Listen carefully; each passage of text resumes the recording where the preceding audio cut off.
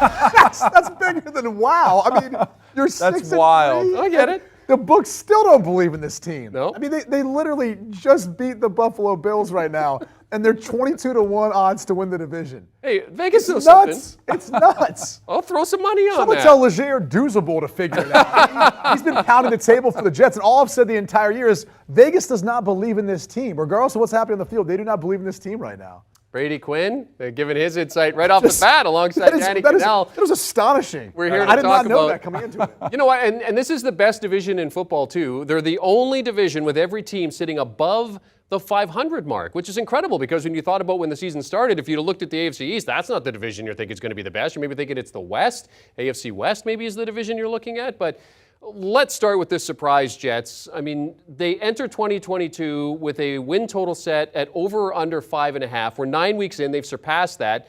So with 8 games to go, how many more victories do you see on this schedule in terms of where they can get to in a win-loss record? It's an interesting schedule when you break it down, right? Because they go into the bye this week. Out of the bye, though, they've got to go play New England, a team that they just lost to at home. They have to go to Foxborough to take on the Patriots. So this is how I've got breaking down the rest of their schedule. To me, though, the toss-up game, and I've got an L in there just for home field advantage for the Seahawks, but it's that Week 17 game. I could see the Jets, based on how they're comprised, the coverage on the outside, the pressure they can get with that front, Carl Lawson, Quinn Williams, all those pieces, and their ability to run the football, that one could flip this, where instead of getting 3 wins, they go to 4, they hit and end up being a 10-win team. I could see that down the stretch, but again, I'm trying to give a little credit to the Seattle Seahawks and Geno Smith and what they've been able to build this year, but I think if you're looking at it, I've got a hard time believing they're going to win in Buffalo, win in Minnesota the way those two teams are looking right now. I got them beating the Lions. Obviously, the Jaguars take care of business at home. But the rest, to me, Danny, it's too competitive. So I got them finishing 9-8 at this point.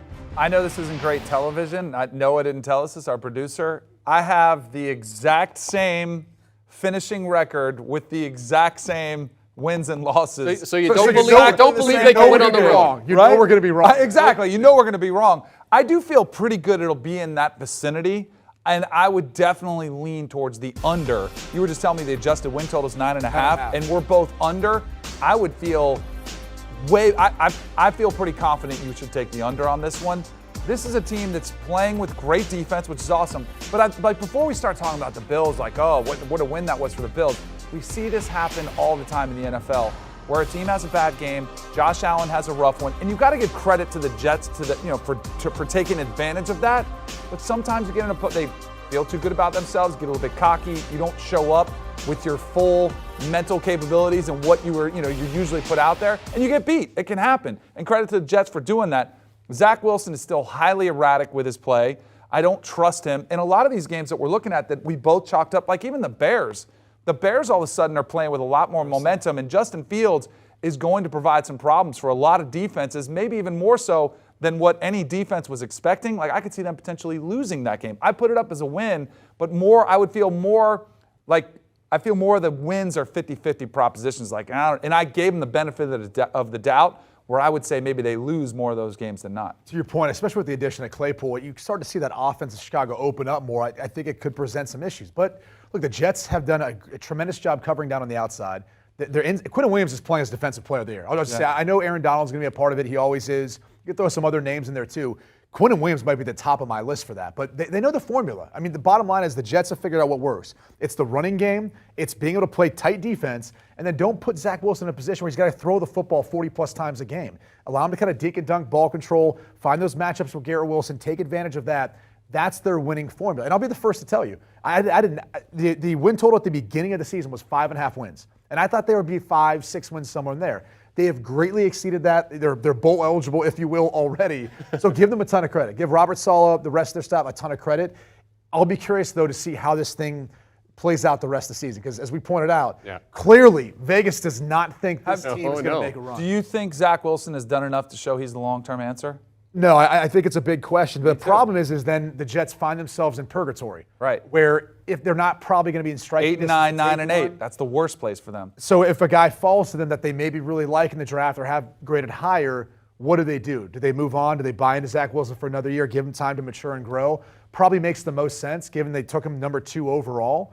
But it's going to be a big question at the end of the season depending on how the rest of this thing finishes out. Now, again, if they fall apart here, maybe they ended up being a little higher than people thought. As for the Bills, I mean, questions are starting to be asked about this team, but looking at their schedule, 9 games left, 6 of those are against teams that are currently above 500. In the preseason, they were targeted for 11.5 wins. That's been adjusted now to 13.5 wins. So, Danny, when you look at their schedule, I mean, you think they get there based on what you've seen? I am not that worried about him. Now, this issue that Josh Allen has going on with his elbow has me mildly concerned, but unless he misses time, I still feel very confident in this team. They're hungry. They're going to go out there. I think this is actually one of those things you would consider a good loss, but it's kind of wake you up and say, hey, you know what? We can't take anybody lightly here coming down the stretch. We both have them the exact same win-loss total for the finish. A couple different ones, and a couple of these games kind of had his toss-ups like, hey, either out of these two, you could see them win or lose. But ultimately, I think they'll get it turned around. They'll be fine. I think they do need to focus more on the run game. It's one of the reasons they went out and got Nyheim Hines in the before the trade deadline was over to try to give a bolster to that. But I think other than that, I think they'll be fine. You know, it's interesting you say that about Hines because I thought when they brought him over, I'm like, all right, now you kind of have a scat back, a pass-catching back that can make plays in space. They need a bruiser. Yeah. You know, they need a bigger back that can then go take over a game and be physical instead of having your quarterback do it. I mean, that's my concern for Josh Allen. He's now got an elbow issue that he's dealing with moving forward, and his legs kept him in that game, but it can only last so long before you don't have one of those injuries. Obviously, we have them, finishing. Their adjusted win total is 13.5. We got them finishing just under that number, but obviously exceeding the preseason total for win-loss record. The thing that I think is interesting is if you go back and look at how we divvied it up, we both have them splitting with the Patriots. The difference for me is just back-to-back weeks on the road, having to go to Foxborough, the second of those 2 games. Yeah. And the fact that, look, Bill Belichick in Foxborough, it's tough to beat him.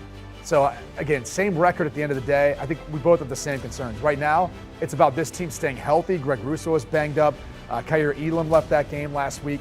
And then their ability to run the football and not having to make Josh Allen play Superman. The interesting thing about that Patriots game, though, the finish, is what the Bills do and where they are as far as the playoff seeding. Right. They sit guys because they're. That's one of the reasons I had them as taking the loss there. But it might be tight though with the Kansas Chiefs. Right. And with the significance of what home field means, they might play everybody and go all out. Coming into the season, we thought the AFC West was going to be the best. Maybe get 3 teams in the playoffs. Yeah. Now it looks like the AFC East. So I don't know if the Bills are going to be able to walk through any of these or sit those guys in Week 18. Well, and one of the things too, Pete Prisco made the point yesterday that the best running back for the Bills is Josh Allen at this point in time. Yeah. I mean, and that's certainly not something you want moving forward.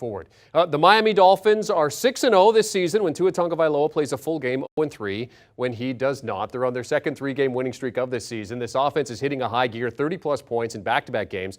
Dolphins' preseason win total was set at 8.5. 2 of their next 5 games are currently against teams above 500. So what do you have for the Dolphins in terms of a win total? This offense is kicking into gear. It is. I'm a little concerned about the defense. I know they got the acquisition of Bradley Chubb, and that should help their pass rush to a degree, but it's still got some concerns there. And so I think down the stretch, if you look at how their schedule sets up, I've got them going 4-4. So they get the 10 wins, but not quite as maybe high as what people think moving forward. Obviously, you're always concerned about Tua staying healthy. I mean, that's part of it when you look at their win-loss record. But that stretch where they've got to go to San Francisco, to LA, to Buffalo. I mean, for their last 6. And San Francisco is going to be a team that's going to compete for the NFC West. Obviously, the Bills within their own division, that's going to be a big one. And then the Chargers. I think if you look at the Chargers and the way they match up, they've got the secondary to be able to slow down the Miami Dolphins' passing attack and the ability to rush.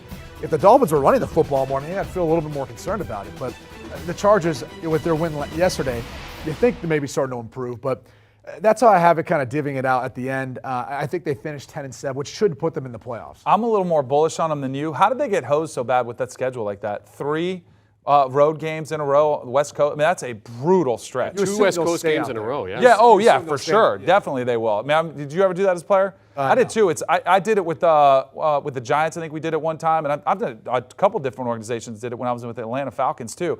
It's still a distraction. It almost is worse because guys like to have a good time when you're away from the family. Like it can be. Not me. I was definitely in. Not Danny State guy. No. But a lot of guys would like to go out a little bit. But I'm a little bit more bullish on this offense, and I think when we get to the Patriots, like of the teams. Because that was one of the differences that I had them beating the Patriots at the end of the season in New England. Weather could become a factor, and you wonder how the Florida team will travel up there going from the warmth there. But I'm more of a believer in Tua and what this offense is capable of doing and their belief in Mike McDaniel. And The other game I had them pulling off too was the kind of mentor versus mentee matchup going into San Francisco, bringing in some 2 lighter games, automatic wins, coming in with some of that momentum, but then after that game, having the letdown game. You know, a game was tough for me to put down as a W was the Packers. Yeah. I looked at that one, I go, oh, come on. Eventually, Aaron Rodgers and Green Bay is going to get it together. I don't know. I don't know. Hope springs eternal, but yeah, those 2 games, I mean, at the Bills and at the Patriots, especially at that time of the year, are certainly going to test this Florida-based Miami team. Speaking of the Patriots, I mean, they sit at 5-4. They've got a rough stretch coming up too, including 2 divisional games against the Jets and the Bills. But both of those games are at home in Foxborough. Patriots preseason total was set at 8.5. I don't know if they have 4 wins left in that schedule, though, looking at it, Brady. I don't know. I mean, that's where I've got them at this point, though. I've got them 4-4 going down the stretch. And so they end up getting to that 9-8 number. I don't know that that's going to be good enough at this point to put them into the playoffs. Right. But that would mean every single team I've got with a winning record in the AFC East, and no one foresaw that coming. But kind of a roller coaster ride when you look at it. Look, I've got to beat the Jets at home. Got to go to Minnesota. Minnesota's playing as good a football as anyone right now. Obviously losing to the Bills, which I've got them basically splitting with them when you look at the schedule in that Week 18 matchup. But, you know, look, Cincy, I think, is kind of figured out how to adjust without Jamar Chase. Well, Jamar Chase is going to be back for that Week 16 game, even though they highlighted more Joe Mixon in the running game and even the pass game a little bit. But the Patriots are playing better football now. I still think there's a ton of concerns about where Mac Jones is in this passing game. What really are they? I mean, their defense had 9 sacks this past week. They kind of led the way. The Colts didn't even convert a 3rd down. So it's not going to be that easy the rest of the way. Right, and against one of the worst offensive lines in the NFL this season. I'm a little bit more hesitant with the Patriots. I have them just finishing under 8 at 8-9. One of them was that late game against the Dolphins. That's one we differ on. I think the thing that's interesting about the divisional foe for this one is the Minnesota Vikings kept cropping up on every one. I wouldn't be surprised if some of these teams steal a win. I had them going 1-3 against the Vikings, but the Vikings have been flirting with disaster, and they're winning these tight games, coming back from behind. And I like the Vikings, and I think they're going to win the division, but I just wonder if there's a slip up for them and one of these teams steal one of these wins, these games that we're giving them losses to. To me, the Cardinals is the one that I look at it and go, I could easily see them going out west and pulling off that upset. You know, you look at how the Cardinals have played, and it just seems like there's something off. And whether it's between Kyler Murray and DeAndre Hopkins or Cliff Kingsbury, there's something that's not there right now with that team. That could be one where that Bill Belichick defensive scheme confuses them enough. They play, they play 3 yards in a cloud of dust football, not ask Mac Jones to do too much, and they find themselves in a sneaky win in Arizona. The Patriots, by the way, next 3 games against the Jets, Vikings, and Bills, teams with a combined record of 19-6 through 9 weeks of the season. Okay, so let's finish this off with a mid-season prediction to win the AFC East, Brady. Oh, come on. The Buffalo Bills. Yeah. I'm not going to pick against them at this point. I mean, look, regardless of how Josh Allen played the past couple of weeks, really. You know, he played poorly last week, and even the week before that has been turning the football over, completing just over 50% of his passes, so it hasn't quite looked the same.